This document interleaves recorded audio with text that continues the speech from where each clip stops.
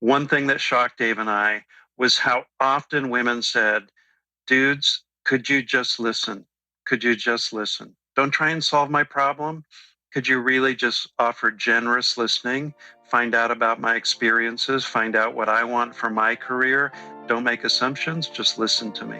So I think if we guys could do that well, we'll be on the right track to allyship.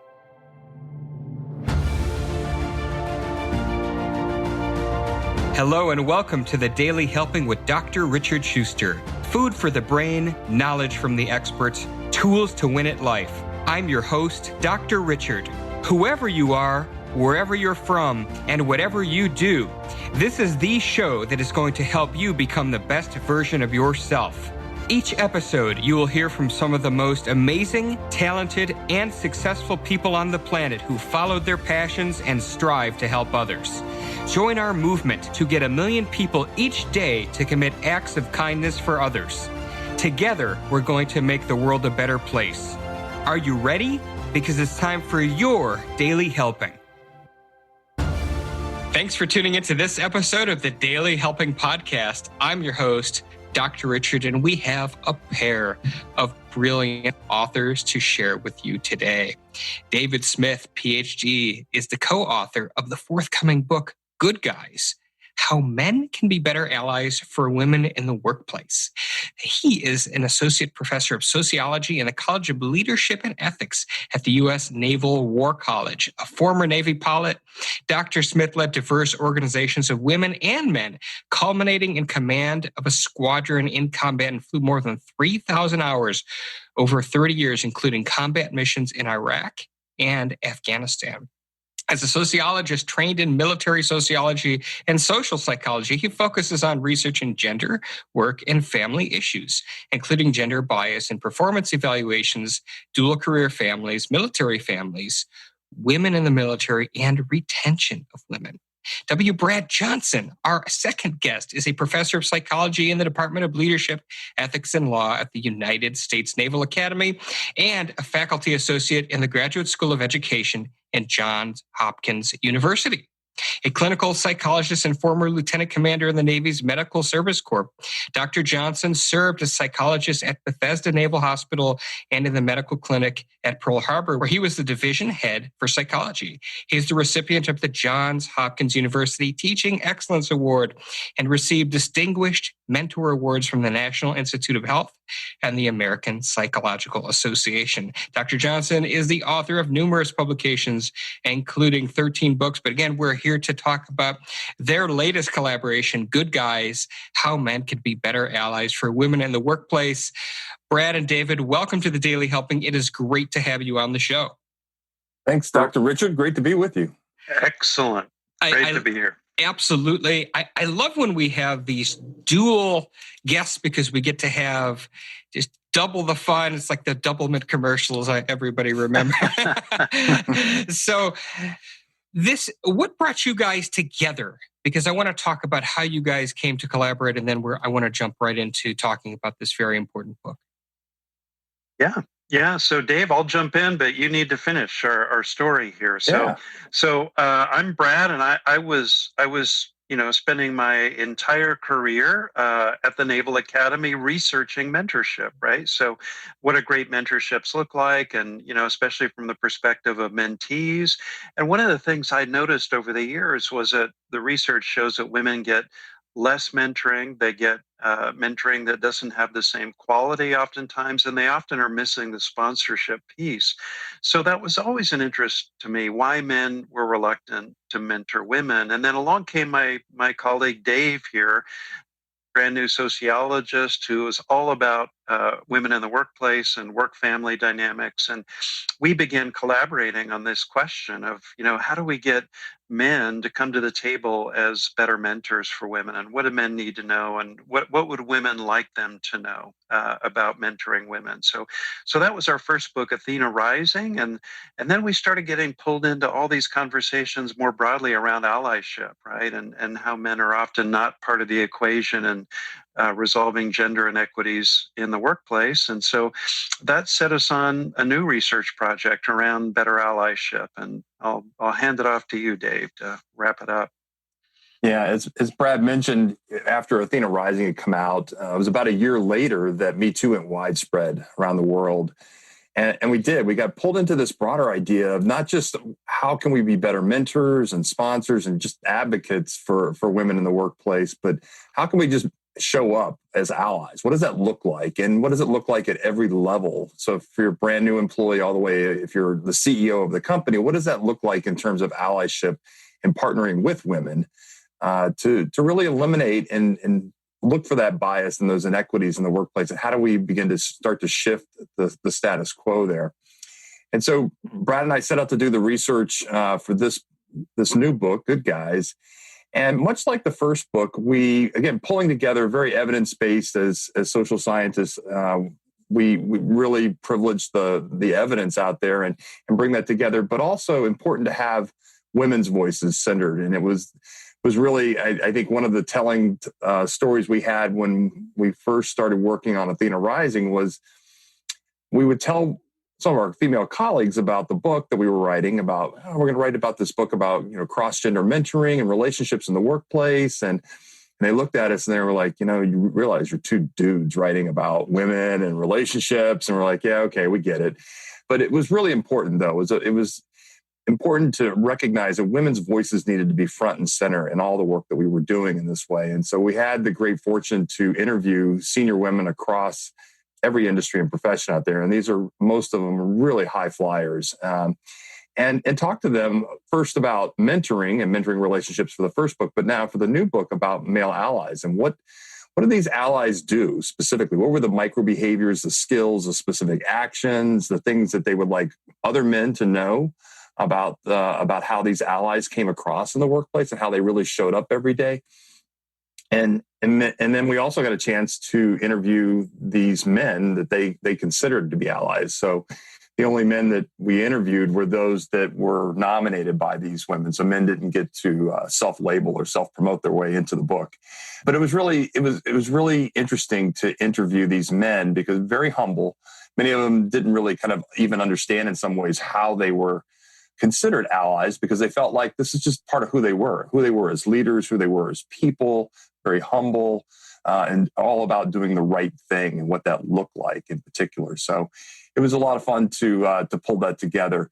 And I think as we get into the conversation about allyship, what was very clear was there are two parts to allyship as we talk about it in the book, and really how the men that we talked to and the women that we interviewed, how they described it. And first was just the interpersonal part about how we show up every day and in terms of our relationships, and that could be in the professional mentoring, maybe formal relationships, but it's also as friends and as colleagues, as peers, and how we collaborate and support each other in doing the work and making sure that we're rooting out any bias or inequities. And that's really kind of around the personal accountability piece, holding yourself accountable for those relationships. And then the second part, which is really the harder part, is the public or systemic aspect of allyship and how we, again, hold others accountable and hold our organization and our leadership accountable for doing the work. And so if we see bias in the system and in everyday practice, then that's where we have to call it out. Begin to disrupt it, and then find solutions for it. How do we make this more equitable for everyone so that it's better for us, better for the women that we work with, and certainly better for our organizations and our society? I'm curious, the men that you interviewed, they were nominated, you said. So nobody got to just say, hey, I'm an ally and get themselves in the book that didn't deserve to be in it. As you were interviewing these men, I imagine a lot of them did very well on part one. Right? Like it's a part of who they are. They're just naturally accepting and supportive. Were any of them, or you for that matter, in doing that research, surprised that some of these biases were heavily present and they were unaware that that was the case? Yes, it's such a good question. And I'm glad, Dr. Richard, that you have normalized this, because I think one of the really important takeaways here is that all of us, and I'm talking about men, are on this ally journey. We're somewhere, on the continuum, and it would be unfair and unrealistic to think that at some point we're bias free, right? And that goes for David and I. Our own biases can crop up anytime, and we have to hold ourselves accountable. when that happens. But yeah, you're right. I think even the best of us, male allies, still fall prey to some of these, and some of them are really subtle, right? So in social psychology, there's this phenomenon called the "women are wonderful" effect, and so you ask men, "What do you think of women?" And to a person, most guys will say, "Oh, women are great. They're wonderful. They're so kind. They're so caring. Women are terrific."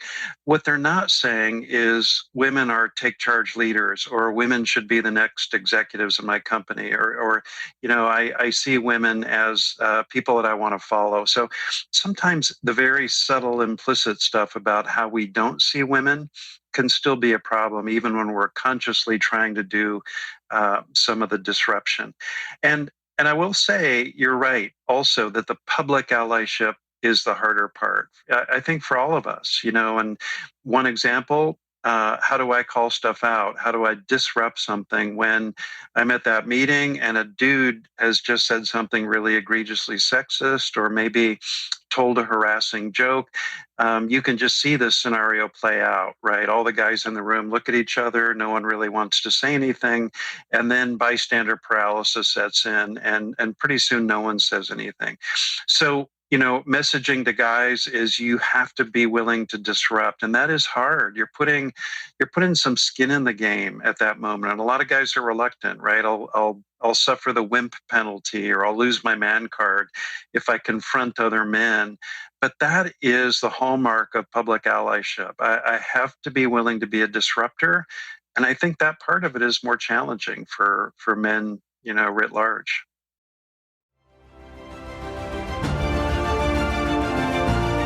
Hey guys, Dr. Richard here. For the past 7 years, I've been privileged to bring you incredible guests who are changing the world and can help you become the best version of yourself. I'm really excited to share with you a new quiz that I created based on my clinical training that will curate for you a custom list of my top episodes and actionable strategies to help you wherever you are on your journey. All you need to do is go to drrichardschuster.com to take it, and it's 100% free. You'll be taking the next step on the journey to unlocking the power of you, and I can't wait to see where you'll go.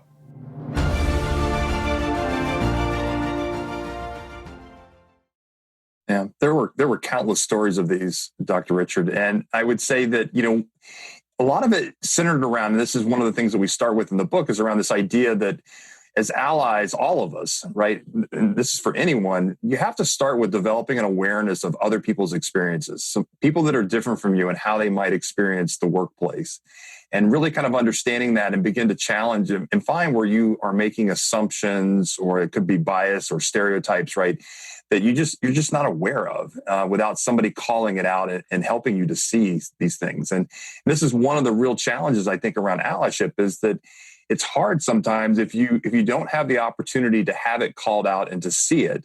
You can't fix what, again, you can't see out there. And for so many men, as we were writing this book, we were really writing it to what we consider kind of the 80% of the middle. And this is the group of men that, again, they're all in allies, really, in terms of believing in gender equity and gender equality for the important women that they work with and their family members. But a lot of them are like, I'm not really sure what to do, or where to start, or where do I begin, or is it my place to insert myself into this? And without having an awareness of what the issues are, what the problems are, it's really hard to fix it. We had I'll just give you one example. One white male executive at an aerospace industry. He told us that he was working with a black woman who was getting ready. She was preparing for a pitch. It was a software development pitch, and he was explaining to her, well, for this audience that you're pitching this to, you really want to kind of come in and approach it with a little bit of a swagger and maybe a bit of an attitude to really show them that you're in charge of this project and you know what you're doing. And she just looked at him and she's like, I can't do that. And he said, wow. He thought about it for a second. He goes, you're right. I can do that as a white man, but you can't. And it was just kind of this eye-opening, again, assumption about his own assumptions about who he is and what he could do versus what she could do and what was appropriate. And really, without developing that awareness and understanding, again, through interactions and conversations that we have and disrupting a little bit of the status quo, it's really hard to do that. As I'm hearing this, this makes a lot of sense. And that the example earlier given, hey, a guy makes a sexist remark in a boardroom. That's pretty obvious, right? Like it's red flag should be ding, ding, ding, ding for everybody in that room. But for the more subtle things, even those people that think they're allies, but they beneath the surface, there's something there and they don't even realize it. So how do you identify that bias, that degree of bias? How do you communicate with somebody who's having those issues and help get through to that person? Because I imagine that's much less in your face. Yeah, you're right. Although I will say, even for the in-the-face stuff that you said should raise red flags, often men still suffer with not sitting on the sidelines and not engaging, hoping somebody else will. Let me give you a couple other examples, Dr. Richard, though, that are a little more on the subtle side. And these are things, that we men may miss. And, one is, are you showing up as a real ally at home? And often guys want to come to the workplace and throw on their ally cape and show how much they're into gender equity, supporting female colleagues, and they're doing nothing in terms of domestic partnership with their partner at home. They're not doing the childcare, they're not sharing, they're missing it there. Really what we find in our research, if men are not willing to start there and support their partner at home, it's going to really be quite impossible for us to get to gender equity in the workplace, because women are always going to be disadvantaged. So I have to be willing to receive feedback about that if I want to be a male ally and hold myself accountable. And then how about implicit assumptions that may come out in all kinds of forms? So I'm in the meeting and I always refer office housework to the women, the few women in the meeting, right? Hey, Sally, will you take the notes? And, Mary, would you be willing to run the social event we have coming up? I assign housework to men and I don't realize or to women, and I don't realize I'm doing it. I have to be willing to receive feedback. And once I get it, the light goes on, I need to hold myself accountable. Or what about the motherhood penalty that can be very implicit, right? We have a woman, she's a high flyer, she's very talented. She really should be considered for the next promotion. But I find myself saying in a meeting, maybe trying to be thoughtful about gender, I think, I say something like, well, she would be really good, but she just had a baby. And hopefully somebody in that room at that moment will call me out, right? And say, Brad, if she's the right candidate for this job, why would you assume that because she's a mom, she can't do the job, wouldn't want the job, whatever your assumptions are? I need to hear that. And then I need to get better and realize, hey, I'm making decisions for women, not letting them decide about the right next step for them. So those are the kinds of things we hope men as allies in the workplace will start helping each other with. And we hope, if you develop some trusting relationships with female colleagues, they're going to help you with that too, by trusting you enough to confront you when you make some of those little errors. Outstanding. So well said. Thank you for that. I'm curious. I want to circle back to the research. Was there anything that your research indicated that was completely surprising to you that you didn't expect to discover? Yes. So, how much time do you have? Yeah. So I think one of the things that I think just a glimmer of hope out there on the horizon was the vast numbers of, so when we did the interviews with women, the vast numbers of men that came to mind for them in many ways as allies. And so we had this, it's just a wealth of people to interview for these men and to hear the work that was going on behind the scenes. And we haven't talked a lot about the public or systemic aspects, but we did get to talk to these very senior men who are often CEOs or certainly working in the C-suite. There was a lot of accountability work going on. And these men, they talked about, so there were kind of three key pieces how they talked about this. One, they were very comfortable talking about diversity and gender in particular. Whereas, one of the challenges we find is that men just are not comfortable talking about gender or diversity, period. And so they avoid it, or they say, well, that's an HR issue or something, and they hand it off to somebody else. So they just avoid that. And these men are very comfortable talking about it. And they're also very comfortable owning up to, again, their own accountability of mistakes, very public about it, and then sharing that with others, which I think, again, around Brad and I talk a lot about kind of creating a community of allies out there, that we need the feedback. And we as guys need to be doing this for each other too. We shouldn't be just counting on women to go, hey, when you said that, we as guys can be sharing this information, and we can share what we learn along the way. And so they were very good about sharing that. And you don't always see that kind of risk-taking or vulnerability or authenticity, however you want to look at it, with leaders at that level. But these guys were really, really good about that. They also talked about being transparent about what they were doing and why they were doing it. And so they had very clearly thought out the personal why, and many of these men had a very personal connection to it, sometimes related to a family member, sometimes related to people that they had worked with. But they had a story always that really made it personal for them. And then what they deliberately did was connected it to their business and why. So why this is not just important to me personally, and here's why it should be important to you. And this is so important is you're implementing change, these kinds of very small, subtle changes sometimes with frontline managers and middle managers who are doing the work every day out there of doing this, of implementing change. They were able to communicate it in a way to them that they understood it and they believed it. And they say, oh, okay, well, I need to be doing this too. And I have to hold myself accountable. And so creating this accountability was so important to them. The other one, I was really surprised that there was so much external accountability going on already in a lot of companies today. We'd heard examples of this before we started the work, but certainly in our research, it came very clear that a lot of companies today are finding ways to think about how they hold others that they work with. So these are clients, customers, suppliers, vendors, contractors, you name it, accountable for doing this and representation. So if you don't have at least 30% women in the team that you're coming to see us with, or 50-50 in some cases, don't come. We're not going to do business with you. Wow. So Okay. Really understanding that and saying, for us to sponsor this particular conference or be involved in this conference, hey, there will be no males, none of the all-male panels that are going on there. And we would actually like to see these kinds of levels of diversity within, again, the panels and the way you set up your conference. And so really interesting to see how different teams and different industries are doing this. We heard it from law, from finance, from tech, and a variety of different ways. So yeah, to me, that was really, again, a lot of hope and more than just a glimmer of hope in that case, and a positive aspect of what's going on already out there.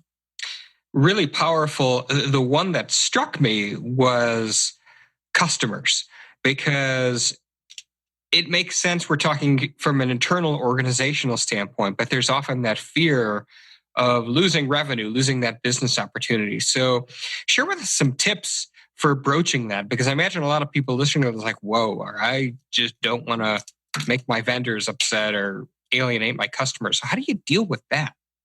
It's an interesting one. It's kind of almost counterintuitive, exactly as you said it, that what we find is that there are a lot of investors today also, right? So they're not really customers, but they're investing in your organization. Investors are looking for that. They're looking to see how transparent or how much disclosure you're making about, where are you when it comes to diversity, equity, and inclusion? What types of programs, what are you doing really to move the dial on inclusion in your organization? And then how are you doing at it? And are you talking about it? Can I find that information on your website? Are you reporting this out to your board? And again, we find lots of ways that this is happening, sometimes legally. So from a state level, obviously there's requirements in some states to do this. France just had a requirement now with their new index out there, where again, American companies are having to deal with this for the first time. It's like, so on their gender equality index, if you're not high enough, there's actually punitive measures that will get put in place, hopefully to motivate you to do the work that make change. And a lot of that centers around just representation at the senior levels of an organization, of a company. The other part of it is the pay equity gap. And then where are you with pay equity and reporting that and really being transparent in it? Because again, I think investors and customers and lots of people want to engage with companies that are forward leaning on these conversations, because it is kind of the wave of the future out there. They don't want to be associated with, I think they see it as risk if you're not doing these things. Really, really salient. I know that we haven't really spent a lot of time talking systemic, and that could probably be an episode unto itself, but I do want to spend some time and talk about that. So what did your research indicate in terms of what's going on at a systemic level, and then some high level points on things we need to start thinking about to remedy that? Yeah. So Dave, here's my thought. Why don't I address a couple of things related to mentoring and sponsoring that we're seeing that are kind of systemic innovations, and maybe you have some more workplace policy ideas, but just a couple of examples in terms of how to get men engaged in your company and in your organization, Dr. Richard, because this is one of the big obstacles. After the Me Too movement, we saw research coming out of Lean In and Bloomberg showing that up to 60% of men in corporate America were less comfortable having coffee, having conversations, doing mentoring with women, right? It really cast a pall over cross-gender interpersonal relationships at work.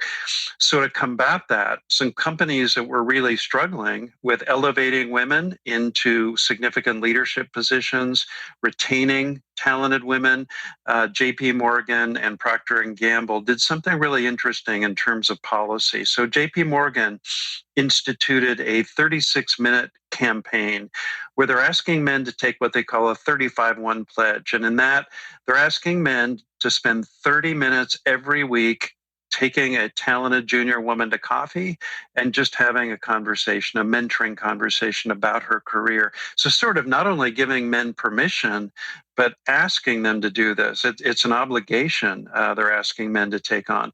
Then spend 5 minutes a week telling a woman how great some win or achievement was that she has recently had, and then spend 1 minute telling everyone else, especially in the chain of command, about her win or her achievement. So kind of doing the sponsorship piece. We love this because it directly sort of empowers men to engage very directly with women. And then Procter & Gamble, same struggle, same difficulty retaining women. They started a reverse mentoring program where they had very junior women coming in the door being assigned as mentors to very senior men at Procter & Gamble. And the beauty of that is, she's supposed to be his mentor, teaching him about what it's like at her level in the company, new technology he may not be aware of. Very quickly, those relationships became very reciprocal and mutual. So pretty soon he's sponsoring her, mentoring her as well. And within just, I think, 5 years, they had radically increased the number of women they were promoting into significant leadership. So those are just two kind of policy examples on the interpersonal side. But Dave, anything more broadly systemic? Yeah, I mean, there's so much going on right now, especially I think, as we're dealing with the pandemic and the work from home in particular right now. I think one of the places everybody's looking at is obviously remote work, and we're remote work arrangements in particular. And this is important because, up until the pandemic, largely these were often looked at as, telework or flex work as things that are women's programs. These are women for women's issues, right? So that they can do the caregiving that they have to do, right? As I looked at it, and I say that have to because that's the way it tends to be viewed. But remote work now and work from home has kind of shifted that around. And before, even, it's kind of interesting, women were more likely to use remote work arrangements prior to the pandemic. But men had more access to it because of the positions that they were in. But now everybody's using it. And so I think people are beginning to understand the value added and where the trust is and with employees and different things that we, again, how much more effective or efficient we might be when it comes to remote work. assuming someday we get all of our kids back into schools and childcare and all those things are sorted out, which is another conversation. But remote work, if we can begin to shift that and not make it more accessible, or think about how we create more flexibility in the work arrangements, it allows now for not just women, right, to participate in these things, but men also need to be doing these things, and they need to be advocating for it. And this is something, again, I think men have often kind of steered away from, because it's like, well, that's something for women. Who am I to be advocating for those kinds of policies? Well, it's for your employees, and as an ally, you do it for your peers too, for your colleagues who might need these kinds of arrangements, even though it doesn't necessarily, it may not apply to you in particular. This goes with paid leave too. And we're seeing that was important before the pandemic. It's even more important today around paid sick leave and paid parental leave and having access to that. And again, not just for women, but men, we need to be advocating for the policy, and we need to be taking that. So when our children are born, we need to be taking our fair share of the parental leave and doing our duties. When the kids need to go to the doctor, or a parent has to stay home with a sick kid, guess what? We need to be doing our fair share of that. And the other thing is, guys, we can't just, often when we were in the physical workplace, but even today in remote work, we do this when it comes to email and Zoom meetings or however we're meeting today. We can't just kind of slink out the back and slink out the side door and kind of try to hide the fact that we are doing these kinds of duties. We need to be loud about it. Leave loudly when you're not there. How often are people putting that in there? If you have a email auto reply on there because you're taking the day off to go do something for the kids or family responsibilities, obligations, put it in your email reply. Normalize it so that everybody sees that, hey, this is something that we as men are doing too. And there are, again, with the younger generation of men coming into the workplace, there's an expectation that they should be doing it, and they want to be doing it, and their partners expect them to be doing it. And so we need to be thinking about a lot of these different policies in particular, I think, that are good for everyone, not just women. They're good for men too, and it's good for our organization. Such great stuff. Gentlemen, tell us again the title of the book and where they can get their hands on it. Good Guys, How Men Can Be Better Allies for Women in the Workplace, and available at your favorite bookstore, Amazon or otherwise. And we hope everybody will get out there and order a copy today and read it and live it and hopefully share it with, again, other allies in your life. Fantastic. And this episode has flown by, but it's been such valuable information. And as you know, I wrap up every episode by asking my guests their biggest helping, that single one most important piece of information they'd like the audience to walk away with today after hearing our conversation. So I'll give you guys each a shot at answering this. So what would that be? Yeah, so this one's easy for me because in both the interviews we did for Athena Rising and Good Guys, one thing that shocked Dave and I was how often women said, dudes, could you just listen? Could you just listen? Don't try and solve my problem. Could you really just offer generous listening, find out about my experiences, find out what I want for my career? Don't make assumptions, just listen to me. So I think if we guys could do that well, we'll be on the right track to allyship. Yeah. And for me, I think really important is to remember that allyship is a journey, and we're all in different places on that journey. And we know different things, we're aware of different things, we're learning new things along the way, and that we're going to make mistakes along the way. And that's okay. Again, we do it with good intentions. And part of that is that we don't have all the answers, right? And so we have to learn along the way. And that's where we have to give ourselves a little bit of a break once in a while, that we'll make those mistakes. And also, I think especially for a lot of the white men in particular, who we've lived to be in the majority for so long, that again, we're going to have to get comfortable being uncomfortable with some of these conversations and understanding our own privilege and how we can use that for good out there, because we need to have the courage to go make the change and to disrupt the status quo to make, again, it better for us, for all the important women in our lives and at work and really for our organizations as well. Great stuff, guys. Tell us your URL where people can find you online, just as a parting shot. Yep. So for me, wbradjohnson.com. Yep. And davidgsmithphd.com. Outstanding. And we'll have links to everything, including the book itself, at Amazon in the show notes at thedailyhelping.com. Gentlemen, thank you so much for joining us today. This was a very timely and important discussion. Thanks for having us, Dr. Richard. Fun. Thanks, Dr. Richard. Enjoyed it. Great. I appreciate it. I enjoyed it as well. And I also want to thank each and every one of you who chose to listen to this episode. If you like what you heard, go subscribe to us on Apple Podcasts and leave us a 5-star review, because that's what helps other people find the show. But most importantly, go out there today, do something nice for somebody else, even if you don't know who they are, and post in your social media feeds using the hashtag #MyDailyHelping, because the happiest people are those that help others.